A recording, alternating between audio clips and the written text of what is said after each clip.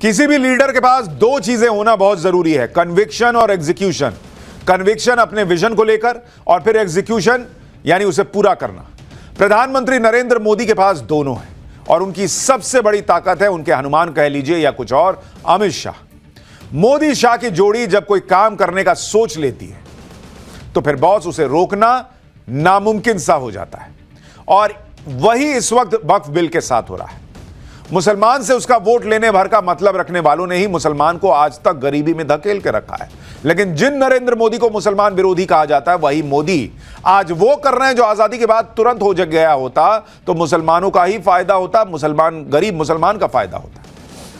लेकिन खैर तब ना सही अब सही, मोदी शाह ने मिलकर वक्फ बिल में जो संशोधन किए हैं और उस पर संसद में हो रही बहस से लेकर सड़क तक मुसलमानों के ठेकेदारों के बयान आपको आज सब बताने वाला हूं। मुसलमान और देश दोनों को पता चलना चाहिए कि कैसे मुसलमान को इस्तेमाल किया जा रहा था और यही इस्तेमाल अब मोदी रोक रहे हैं। आज वक्फ संशोधन बिल पर संसद में वो हुआ जिसने बरसों से मुसलमानों के वोट बटोरने वाली पार्टियों को पूरी तरह एक्सपोज कर दिया। कहा तो वक्फ संशोधन बिल पर पूरा इंडी गठबंधन इस मंशा के साथ आया था कि संसद में मोदी सरकार को घेर लेंगे, लपेट लेंगे, लेकिन पीएम मोदी और अमित शाह ने तो वक्त बदल दिया या कहिए वक्फ बदल दिया, वक्त बदल दिया, हालात बदल दिए, जज्बात बदल दिए और पीएम मोदी को घेरने उतरा विपक्ष खुद ही जाल में फंस गया और एक्सपोज हो गया। विपक्ष के झूठे मुस्लिम प्रेम की पोल खोल दी गई और संसद के बाहर वक्फ बिल के समर्थन में जश्न मना। भाई मुसलमानों ने वक्फ बिल को मुस्लिम विरोधी बताने वाले नैरेटिव की हवा निकाल दी। आप देखिए ना भाई, मुसलमान नाच रहा है, मुसलमान जो है वो पटाखे फोड़ रहा है, मुसलमान लड्डू खिला रहा है एक दूसरे को। भाई वो कह रहा है कि मेरे को समझ में आ रहा है कि इन लोगों ने इस्तेमाल किया। लोग मुसलमान मोदी के पोस्टर लहरा रहे हैं, शुक्रिया मोदी जी लिखा हुआ है, कह रहे हैं कि सबसे बड़ी ईदी तो मोदी जी ने दी है। मुस्लिम महिलाएं सड़क पर आ गई बच्चियों के साथ कि मोदी जी ने बहुत बढ़िया काम किया, मोदी जी ने सौगात दी है। वक्फ बिल पर यह जश्न इसलिए मनाया जा रहा है क्योंकि पीएम मोदी ने एक झटके में एक बिल से वक्फ की बरसों से चली आ रही मनमानी को खत्म किया है। जैसे पीएम मोदी ने नए वक्फ बिल में उस प्रावधान को खत्म कर दिया जिसमें किसी भी संपत्ति को वक्फ डिक्लेयर कर देने भर से उसे वक्फ मान लिया जाता था। पुराने बिल में वक्फ बाय यूजर के प्रावधान के जरिए किसी की प्राइवेट संपत्ति पर भी वक्फ का कब्जा हो जाता था। उस प्रावधान को ही मोदी सरकार ने चलता किया कि ना ऐसा नहीं होगा कि आपने बोल दिया और हो गया, या वक्फ बाय यूजर आप इस्तेमाल कर रहे हैं तो हो गया। देश में ऐसी कई सरकारी संपत्तियां हैं जिन्हें या तो वोट के चक्कर में वक्फ बोर्ड को दे दिया गया या फिर वक्फ बोर्ड ने उस पर उंगली रख दी और संपत्ति को अपना बना लिया। नए बिल में ऐसे प्रावधान को भी टाटा बाय बाय कर दिया गया है। वक्फ बोर्ड और वक्फ ट्रिब्यूनल, रिटायर्ड जज, महिलाएं, पिछड़े मुसलमानों को जगह देकर बोर्ड और ट्रिब्यूनल की मनमानी को भी एक झटके में खत्म करने का प्रावधान है। यानी कोई भी मुंह उठाकर यह नहीं कह सकता कि संसद वक्फ की प्रॉपर्टी है, महाकुंभ वक्फ की जमीन पर हो रहा है, राष्ट्रपति भवन वक्फ की प्रॉपर्टी है। अब यह नहीं चलेगा बॉस मोदी राज में। इसीलिए बौखलाहट में बिल के खिलाफ शाहीन बाग जैसी धमकी दी जा रही है कि भाई देश भर में शाहीन बाग बना देंगे, मुसलमान माफ नहीं करेगा, ऐसा डर दिखाया जा रहा है। लेकिन आज आपको देखना चाहिए कि इन लोगों को अमित शाह ने कैसे एक झटके में निपटाया। संसद से लेकर सड़क तक क्या क्या हुआ और क्या होना है आज आपको सब बताऊंगा, लेकिन पहले जो आज हुआ है उसका एक ट्रेलर देखिए। मेरे हिम्मत को तो सराहो, मेरे हमराही बनो। मैंने एक शम्मा जलाई है हवाओं के खिलाफ।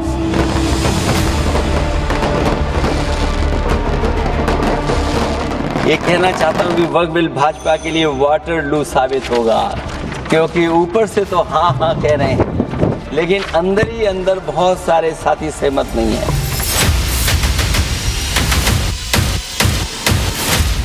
हम बिल का सपोर्ट करते हैं और इससे मुसलमान को फायदा ही होगा। मोदी जी ने बहुत अच्छे बेस्ट काम करे। मोदी जी ने जो भी बिल निकाला जो समर्थन में हम उनका स्वागत कर रहे हैं। मोदी जी संघर्ष करो, मोदी जी जिंदाबाद, मोदी जी जिंदाबाद। अगर ये कानून पास हो गया तो एसडीपीआई पूरे भारत में शाहीन बाग बनाएगी, ये हमारा अधिकार है। क्या धमकाना चाहते हो भाई? संसद का कानून है, सबको स्वीकार करना पड़ेगा।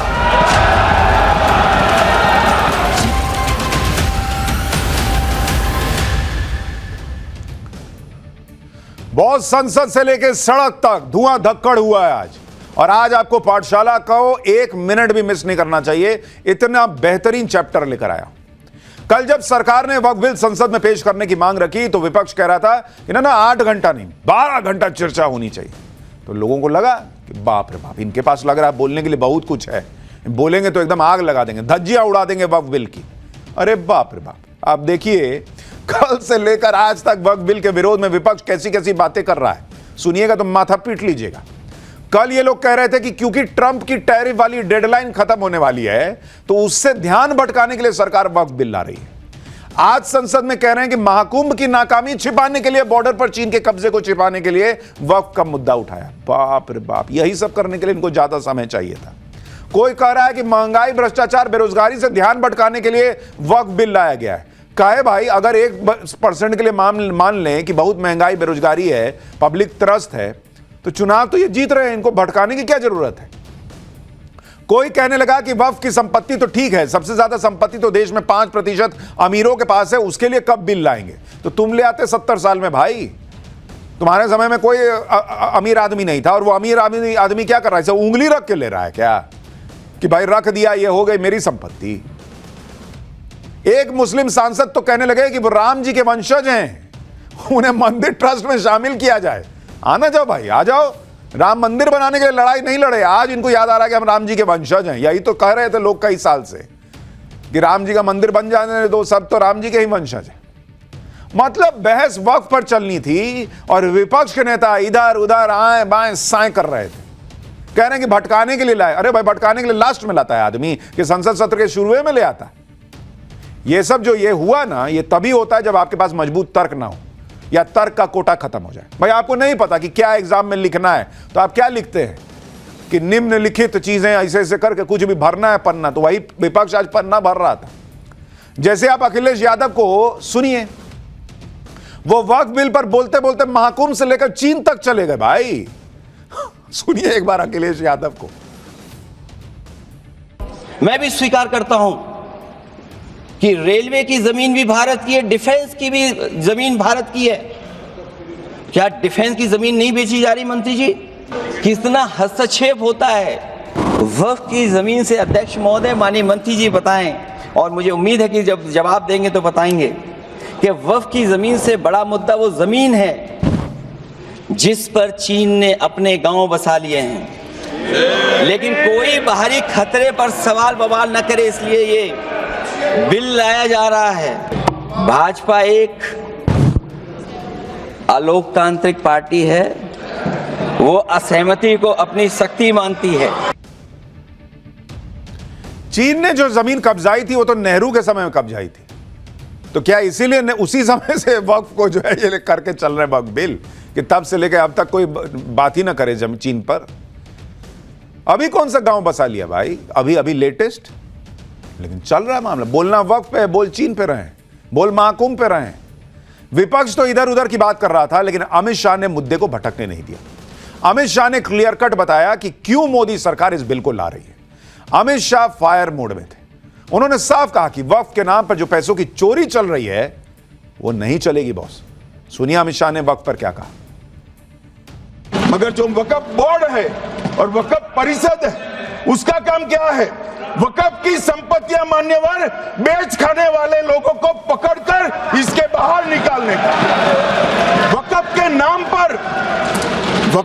नाम पर औने पौने दाम में संपत्तियों को 100 साल तक किराए पे देने वाले लोगों को पकड़ना है। वक्फ का जो पैसा होता है, इनकम जो घिरती जा रही है, जिसके माध्यम से माइनॉरिटी का विकास करना है, माइनॉरिटी को आगे बढ़ाना है, इस्लाम धर्म की सारी धार्मिक संस्थाओं को पुख्ता करना है।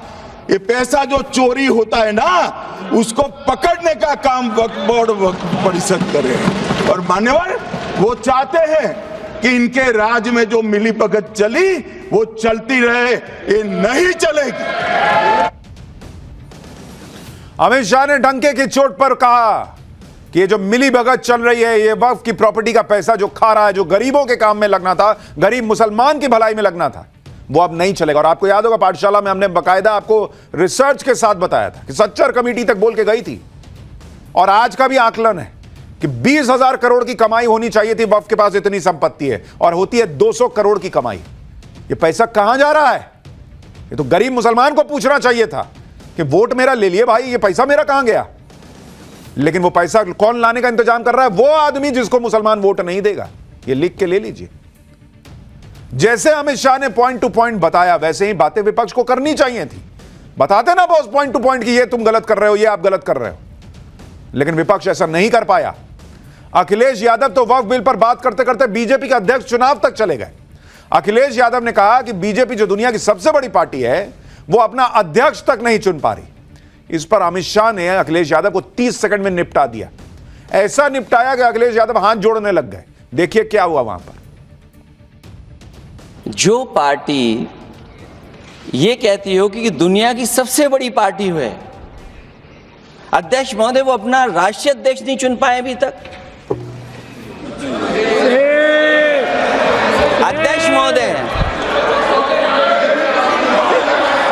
अध्यक्ष महोदय भारतीय जनता पार्टी क्या है? अखिलेश जी ने बहुत हंसते हंसते कहा है, इसको हंसते हंसते जवाब देना।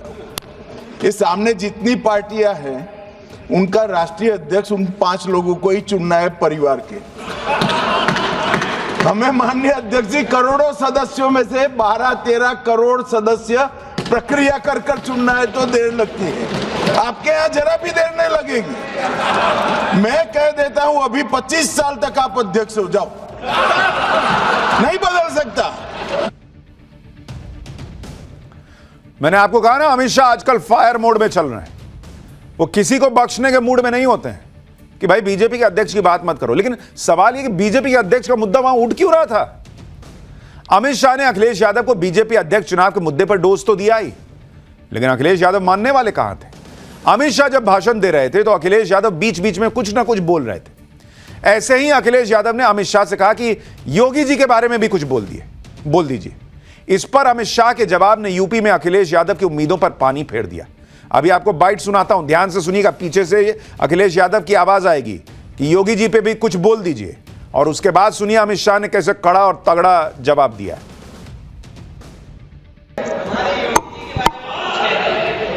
वो भी रिपीट होने वाले,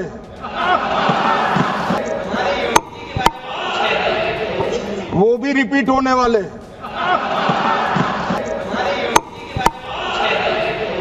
वो भी रिपीट होने वाले। अखिलेश यादव कह रहे थे कि हमारे योगी जी के बारे में भी कुछ बोल दीजिए। अमित शाह ने कहा वो भी रिपीट होने वाले हैं।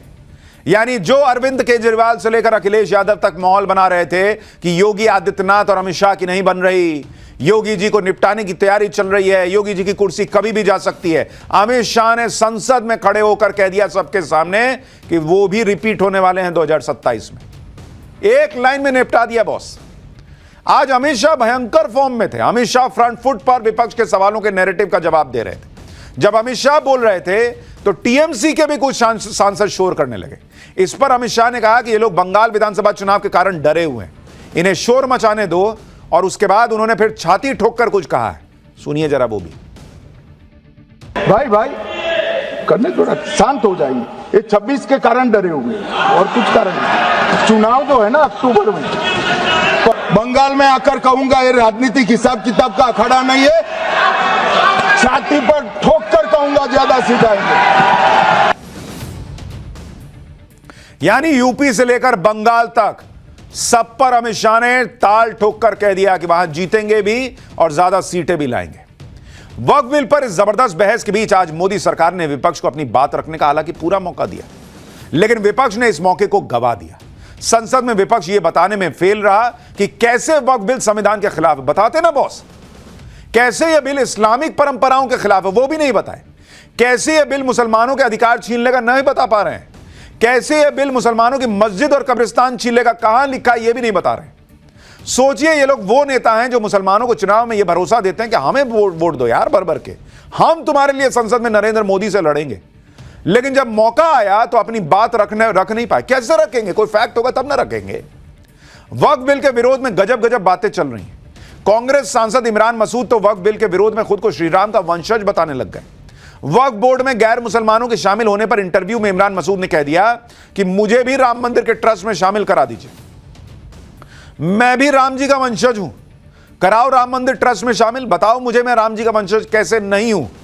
तो ये तब नहीं समझ में आ रहा था जब इतने दिन से राम भक्त कह रहे थे कि वहां से मस्जिद हटाइए और यहां राम मंदिर बनाइए, तब राम जी के वंशज नहीं थे। अब ट्रस्ट में शामिल होना है तो राम जी के वंशज हो गए।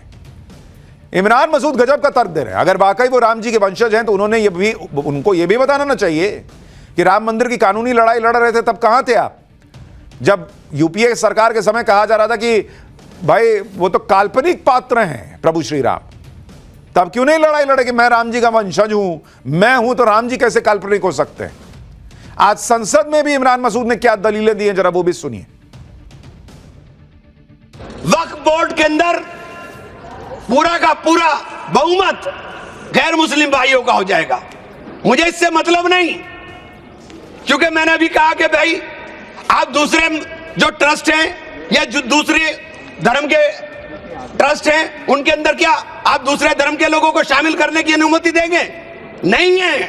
काशी विश्वनाथ ट्रस्ट है उत्तर प्रदेश के अंदर, उसका अध्यक्ष पदेन अध्यक्ष जिलाधिकारी होता है, लेकिन उसमें एक क्लॉज लिखा है कि अगर किसी समय कोई जिलाधिकारी मुसलमान होगा तो उससे नीचे का या उससे ऊपर का अधिकारी उसका पदेन चेयरमैन होगा।